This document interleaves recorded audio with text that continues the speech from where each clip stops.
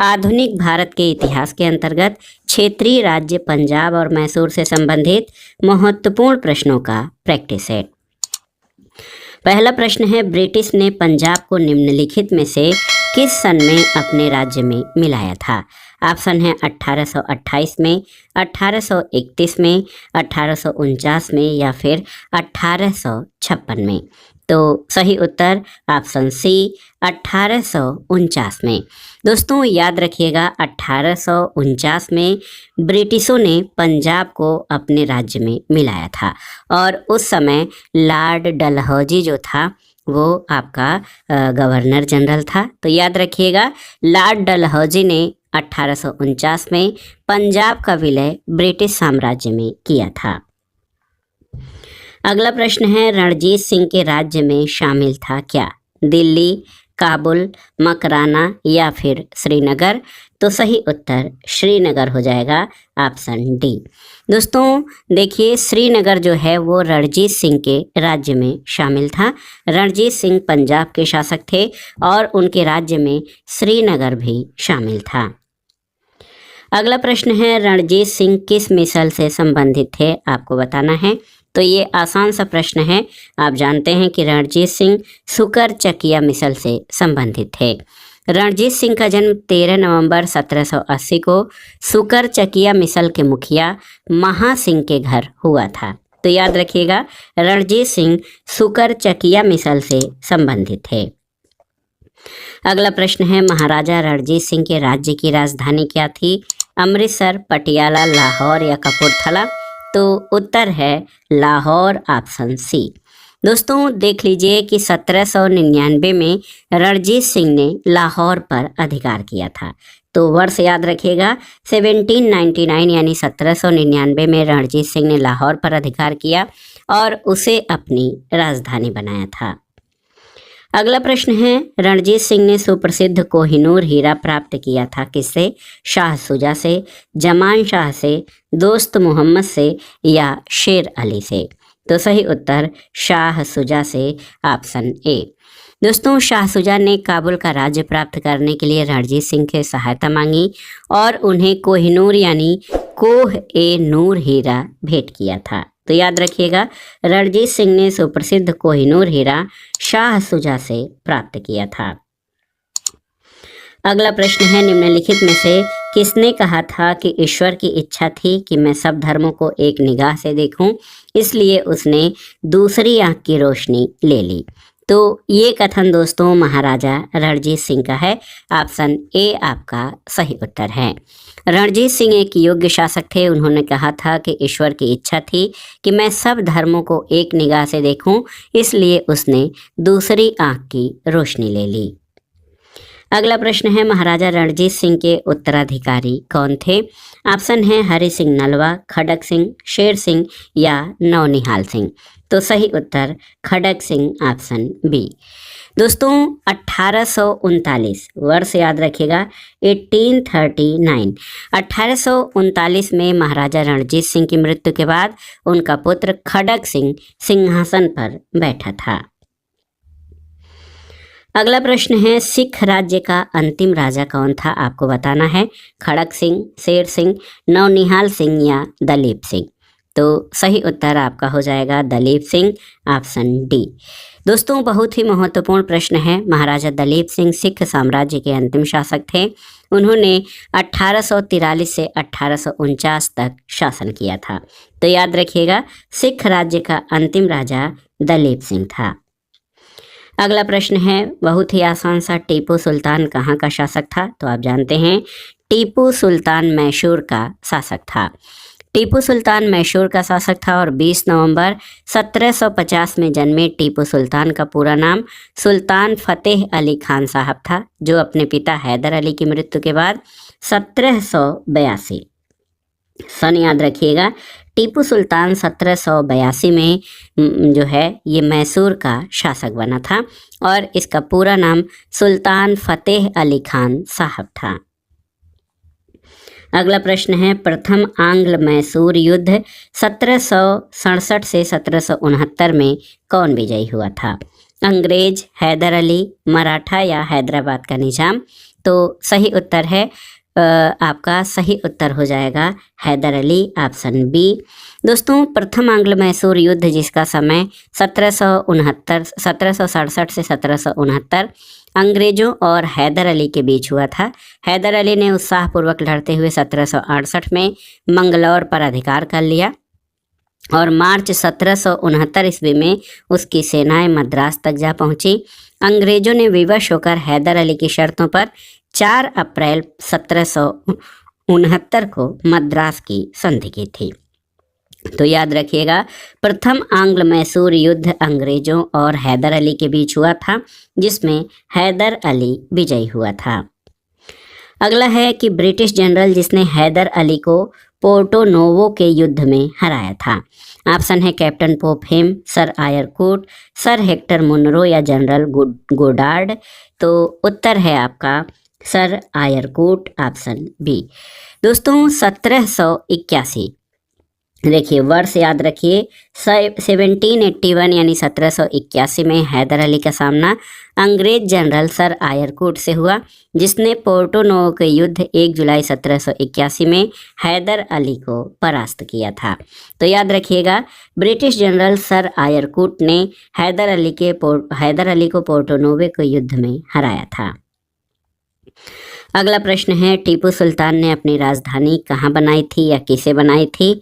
तो उत्तर है श्रीरंगपट्टनम में। दोस्तों, याद रखिएगा कि टीपू सुल्तान ने श्रीरंगपट्टनम को अपनी राजधानी बनाया और यहाँ जैकोबिन क्लब की स्थापना की और उसका सदस्य बना था। अगला प्रश्न है, टीपू सुल्तान किसका पुत्र था? तो ये सही उत्तर हैदर अली हो जाएगा। टीपू सुल्तान का जन्म कर्नाटक के देवनाहल्ली यानी यूसुफाबाद में हुआ था। उसका पूरा नाम सुल्तान फतेह अली खान साहब था। उसके पिता का नाम हैदर अली और माता का नाम फातिमा फखरुन्निसा था। तो याद रखिएगा, टीपू सुल्तान हैदर अली और फातिमा फखरुन्निसा का पुत्र था। तो सही उत्तर ऑप्शन ए हो जाएगा। अगला प्रश्न है, टीपू सुल्तान का ग्रीष्म महल कौन सा है? मैसूर महल, किला द फोर्ट, दरिया दौलत बाग या इस्माइल घर? तो उत्तर क्या है? दरिया दौलत बाग, ऑप्शन सी। दोस्तों, दरिया दौलत बाग यानी garden of the sea of wealth जो है, ये टीपू सुल्तान का ग्रीष्म महल था। अगला प्रश्न है, द्वितीय आंग्ल मैसूर युद्ध किस संधि के तहत समाप्त हुआ था? आपको बताना है। मैसूर, मंगलौर, श्रीरंगपट्टनम या मद्रास? तो उत्तर है मंगलौर की संधि। दोस्तों, याद रखिएगा, द्वितीय आंग्ल मैसूर युद्ध 1780 से 1784, मंगलौर की संधि वर्ष याद रखिएगा 1784 यानी 1784 में हुआ था और इसी के तहत द्वितीय आंग्ल मैसूर युद्ध समाप्त हुआ था। और ये संधि अंग्रेज सेनापति आयरकूट और टीपू सुल्तान के बीच हुई और इसके तहत दोनों ने एक दूसरे के विजित प्रदेशों को लौटा दिया था। अगला प्रश्न है, दूसरे एंग्लो मैसूर युद्ध में गवर्नर जनरल कौन था? तो सही उत्तर वारेन हेस्टिंग्स। यहाँ पर देख लीजिए, बहुत ही महत्वपूर्ण प्रश्न है ये। आप जान लीजिए कि द्वितीय एंग्लो मैसूर युद्ध 1780 से 1784 के समय बंगाल का गवर्नर जनरल वारेन हेस्टिंग्स था और इस युद्ध के दौरान घायल होने के कारण 7 दिसंबर 1782 को हैदर अली की मृत्यु हो गई थी। अगला प्रश्न है दोस्तों, अंग्रेजों ने श्रीरंगपट्टनम की संधि किसके साथ की थी? हैदर अली, डुप्ले, टीपू सुल्तान या नंदराज? तो उत्तर है टीपू सुल्तान के साथ।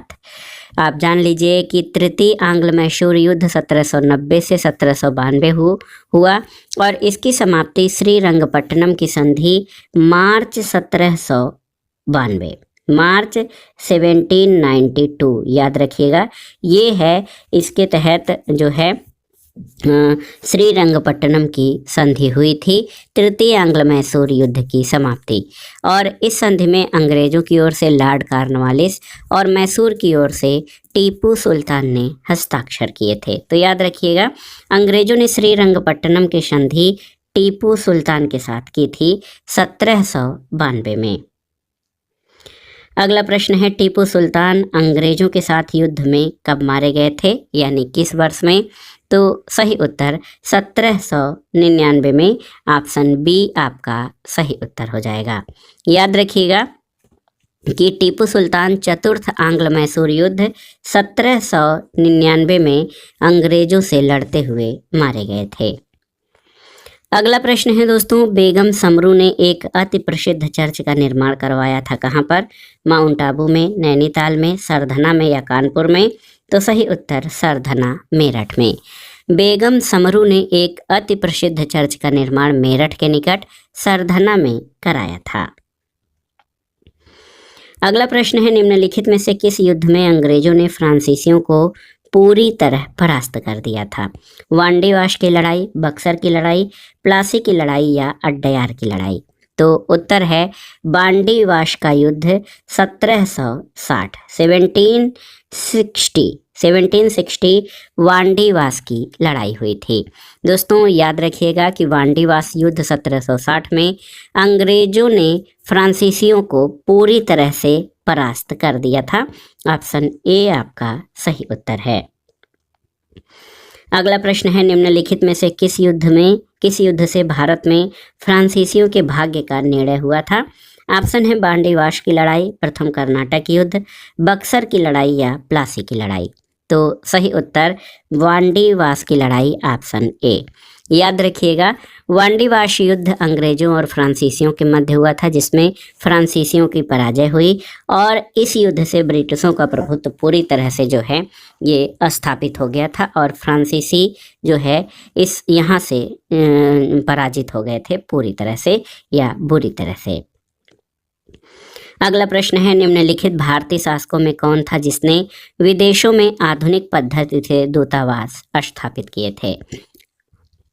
देखिए ऑप्शन है हैदर अली, मीर कासिम, शाह आलम द्वितीय या टीपू सुल्तान? तो सही उत्तर टीपू सुल्तान, ऑप्शन डी हो जाएगा। टीपू सुल्तान ने आधुनिक पद्धति से विदेशों में दूतावास स्थापित किए थे। अगला प्रश्न है कि टीपू सुल्तान ने ब्रिटिश सेना को 1780 में हराया था कहाँ पर? हैदराबाद में, पोल्लीपुर में, सेरिंगपट्टनम में या फिर निजामाबाद में? तो उत्तर है पोल्लीपुर में। ऑप्शन बी सही उत्तर हो जाएगा। हैदर अली और टीपू सुल्तान ने मराठों तथा निजाम के साथ एक समझौता कर लिया और फ्रांसीसी सहायता का वचन ले लिया तथा कर्नाटक पर जुलाई 1780 में आक्रमण करके अरकाट पर अधिकार कर लिया। उसके बाद टीपू ने हेक्टर मुनरो की सेना को पोल्लीपुर नामक स्थान पर हराया था। ऑप्शन बी आपका सही उत्तर है। अगला प्रश्न, पंजाब के पूर्व महाराजा दलीप सिंह के विषय में कौन सा एक कथन सत्य है? आपको बताना है। 23 अक्टूबर 1893 को उनका निधन पेरिस में हुआ था, बिल्कुल सही है। नासिक में उनकी अंत्येष्टि हुई थी, गलत है। उन्होंने कभी भी सिख धर्म नहीं छोड़ा था, तो उन्होंने सिख धर्म छोड़ दिया था, ये भी गलत हो जाएगा। वह कभी भी रूस नहीं गए थे, तो वो रूस गए थे। ऑप्शन ए जो है आपका सही है कि 23 अक्टूबर 1893 को उनका निधन पेरिस में हुआ था। पंजाब के पूर्व महाराजा दलीप सिंह का निधन 22 या कुछ स्रोतों के अनुसार 23 अक्टूबर 1893 को पेरिस फ्रांस में हुआ था। शेष सभी कथन असत्य थे। दलीप सिंह ने सिख धर्म छोड़कर ईसाई धर्म को अपनाया था। इन्होंने रूस की यात्रा भी की थी और इनकी अंत्येष्टि जो है वो इंग्लैंड में हुई थी, न कि नासिक में। अगला प्रश्न और इस वीडियो का आखिरी प्रश्न है। सूची 1 का सूची 2 से सुमेलन करना है और दिए गए कोड से सही उत्तर का चयन करना है। इलाहाबाद की संधि आप जानते हैं 1765 में हुई थी। मंगलौर की संधि तो 1784 में हुई थी। सालबाई संधि 1782 में और मद्रास की संधि 1769 में हुई थी। तो सही मिलान 4 2 1 3 हो जाएगा। यहाँ पर देखिए 4 2 1 3 ऑप्शन सी इस प्रश्न का सही उत्तर हो जाएगा। तो दोस्तों ये था आज का वीडियो देखने के लिए धन्यवाद दोस्तों, नमस्कार।